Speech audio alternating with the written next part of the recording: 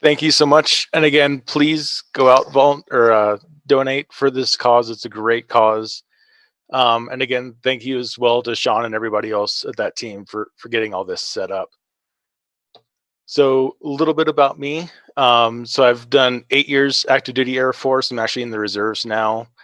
Whole variety of DCO and hunt missions, everything from re-engineering socks to making sure that airframes aren't infected.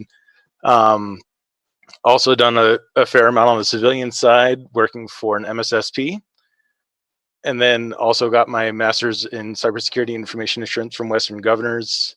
Highly recommend them as well. So, looking at some current statistics right now, when you look at the average days to detection for a lot of these incidents that occur, you look at the entertainment industry, 287 days. I mean, even in the energy sector, 150 days on average to detect the breach. Any adversary in that time is going to be able to do whatever they're looking to do. So, real quick, looking at the attacker advantages, the main ones that I want to hit in here are the unlimited time for preparation and testing. They have all the time in the world to get everything set up exactly the way they want. Once they get into an environment, they're able to pull any information that they want and trust that that's going to be accurate information. And then obviously the users are a huge attacker advantage. Looking at the defender side, obviously a much smaller list. On the plus side, effective logging is becoming much more widespread, not just looking at a little bit of logging here and there, actually getting a more comprehensive look at that environment. The other really big one is user training is starting to become more common and more effective. So really able to get those users to look at how their actions are going to impact the corporate network and affect security overall. So from where we are right now, we really want to make sure never to forget the basics. And I'll be going into more of this in depth in just a minute. So never forgetting the basics, really creating engaging user training, no death by PowerPoint. And then what I'm really going to be focusing on for most of the talk is retaking that advantage on the information domain from the attackers. And then finally encouraging creativity and making sure that you get those new lines of thinking where you're able to really come up with innovative ways to really throw the attackers off. So the basics, making sure that you're enforcing the principle of least privilege. Unfortunately, on the MSSP side, I've seen it a lot where you have a web admin who has full admin privileges over the entire domain. It's not something you need. Implementing MFA, huge thing. Sticking with the principle of least privilege, getting those role-based permissions set up. Implementing patches quickly. We've all heard the adage of Patch Tuesday, Hack Wednesday. It's very true. It is never going to stop being true. And then another one I wanted to throw in just from some of my experience in the MSSP world is security through obscurity alone is not security. Yes, making stuff ephemeral is great, but that cannot be your only protection. So looking at the user training side, like I said, no more death by PowerPoint. What I've seen being very effective is going out and creating scenarios where you have a group of individuals actually together, whether it's tabletop, whether it's anything like that, can be very effective. Having them walk through an attack and understand, okay, if I click that link, what is that going to enable further on down the line? And then really showing them examples of how quickly malware can wreak havoc. A lot of the times it's just very ephemeral for users where they say, oh, it'll take time for anything bad to happen, showing them how quickly ransomware or something like that can impact their organization and how it impacts them specifically. So looking at changing the information paradigm. Right now, attackers, when they get into a network, they can trust everything that they see. What I'm really looking at doing is getting those internal defenses set up to slow down the attacker, make them really think, is what I'm doing true? And is it legitimate? Is it going to set off any of those traps? And that's really the second thing, is making that network a battlefield. Make the attacker question every single move they're going to take. So a lot of that's going to be modifying configurations away from the way that it comes out of the box, not just talking about changing passwords, but please do that because that's still a huge issue. But if you need RDP or something like that open to the world, make it ephemeral, make it something that your detection mechanisms are going to be easy to find. Looking at changing responses for OS fingerprinting, this is one that can throw off a lot of attackers. If you change your TTL on a Windows system to match a Linux system, stuff like Nmap is not going to give you an accurate response on what that is. A lot of it is also giving information away as little as possible, using that operational security, that OPSEC. So one of the ways that I like to do this is on your contact us and about pages using a different email schema, something like that. So if you have xyz.com is your normal or first initial last name for your email schema, use something different.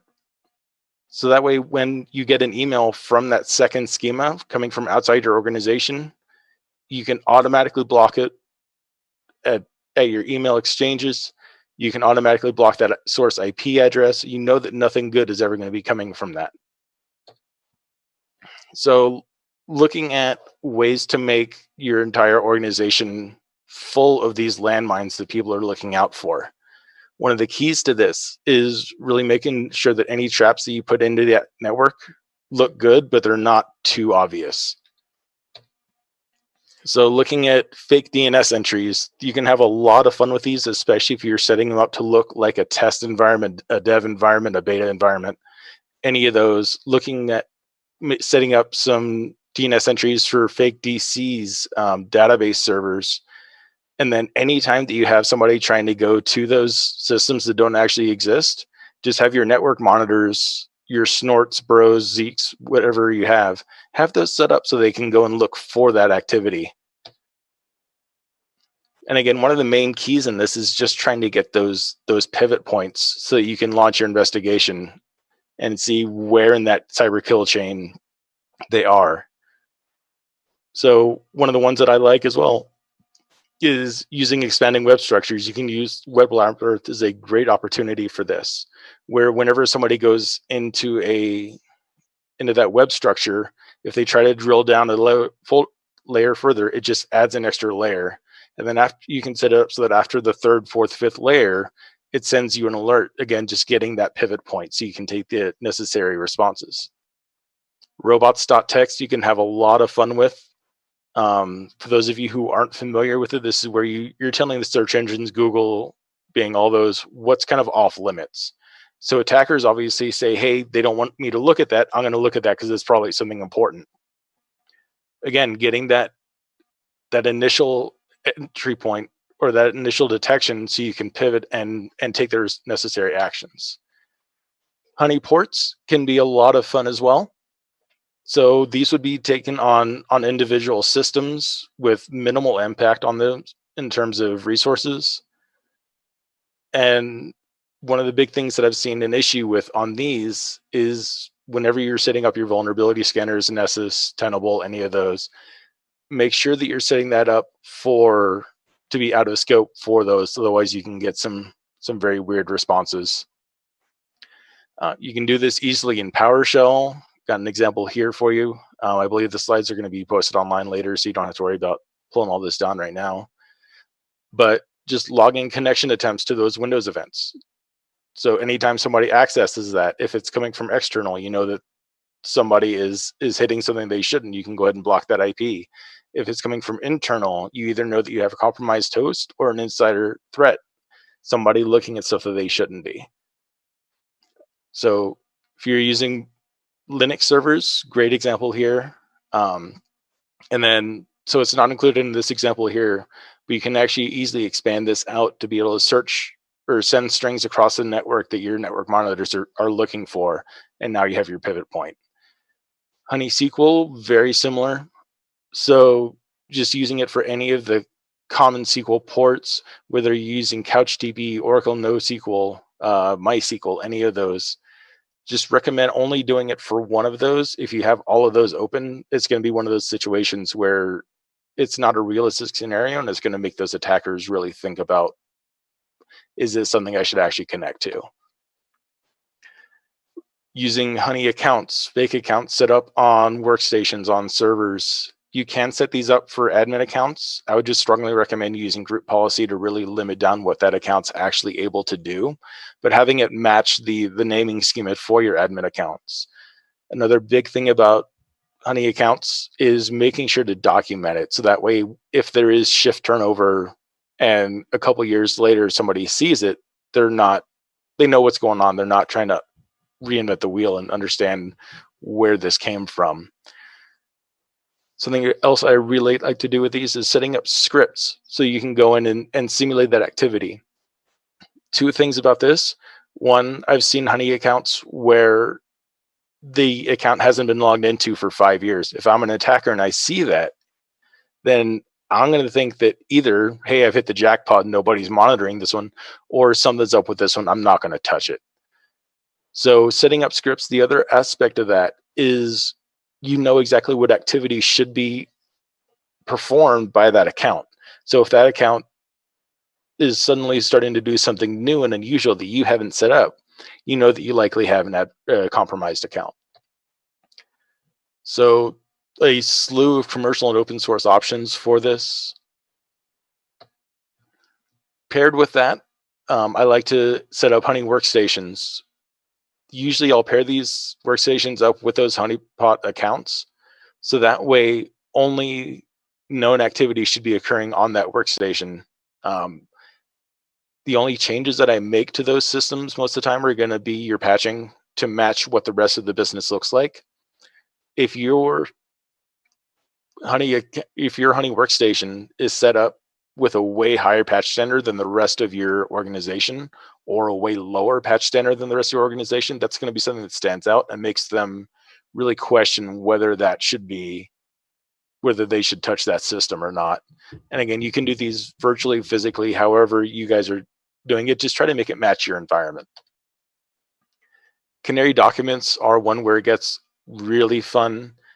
And again, there was the talk earlier about embedding the callbacks in the adversary databases through cross-site scripting. Very similar thing.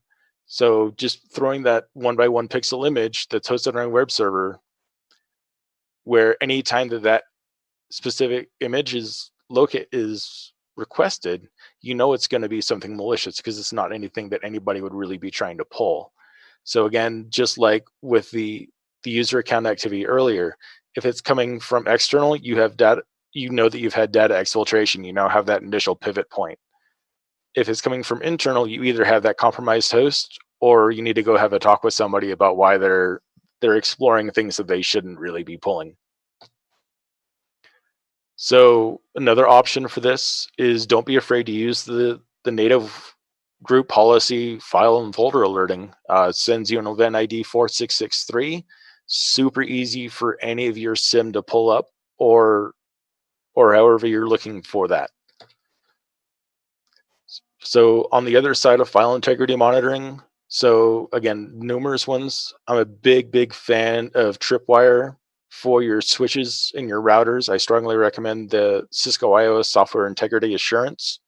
And then TrustWave is another one that I've seen implemented very effectively on your critical documents and folders. You can also do this on your own.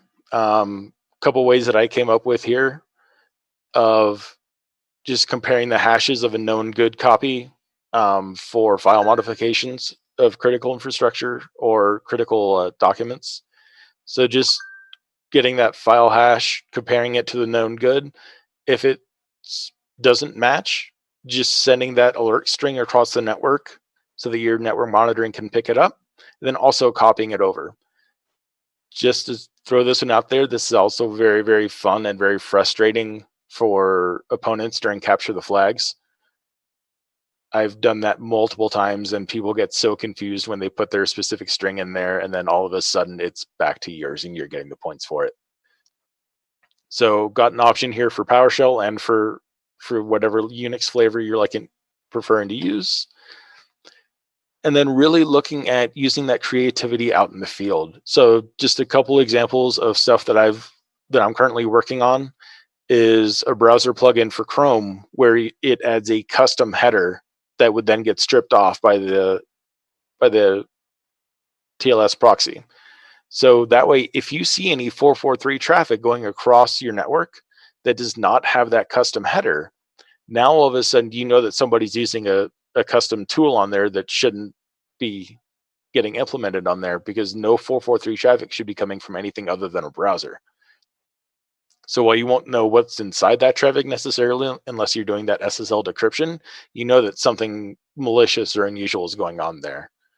Another one that I did just as a proof of concept was setting up a user activated script. So had a system set up to monitor when users would log in. And then if they didn't run that script within 5 minutes, then there would be a flag sent and they would get their account disabled automatically, and they would have to call in and validate it was them.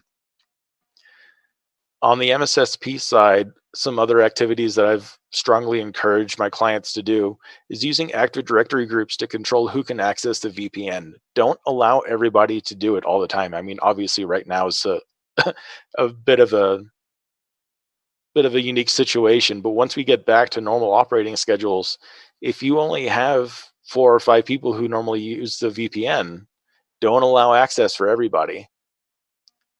And then be creative, come up with your own solutions for these. If you can tie in your badge system into Active Directory, you can set it up so that you can only have an account log in if the user's actually badged into the building or if they're on that VPN list. So just coming up with creative ways to really get those initial notifications. From there, you want to really look at speeding up the response. So based on different situations, we talked about implementing IP blocks automatically instead of that having to go to an analyst and get reviewed and then actions approved. Just have it set up to anytime this activity occurs, go ahead and just block that IP. Some of the most common ones that I've seen get implemented is logins from outside of the normal business hours. If it's not pre-approved, then it gets automatically submitted for a password change and they get dropped out of critical AD groups. But again, this is another area where you can really be creative when you see that malicious or suspicious activity, going in and taking those automatic actions to turn hours or minutes into seconds. So really the keys to success when you're looking at getting these breach detections going is the most important thing is logging and having your network monitors set up and working properly. So really spending the time of identifying how are we going to identify that adversary activity, tying back in with a lot of the discussions we've had today, getting that more offensive side of the threat hunting, identifying how, and as an attacker, you would get into that network, and then making sure that you have logging set up to detect that. One of the biggest things that I've seen as critical is getting that C-suite buy-in. The best way to do that I've found is really putting a monetary value to the attacks that you've stopped. Looking at, okay, this is a technique normally used by somebody who throws ransomware on systems, showing them how much money could have been impacted if that ransomware was successful and it got through 25% of the network. Really look at your environment as a battlefield. Stop giving the attackers the full knowledge of everything that I see is true, everything is safe, I can do whatever I want inside of this castle. Really set those trips and triggers wherever you think that adversaries might want to go. And then the most important thing beyond logging is going to be getting your security team to really use their creativity, their out of the box thinking, to go and be able to come up with new trips, new traps, new triggers, anything that's going to make those attackers slow down and really question what they're doing.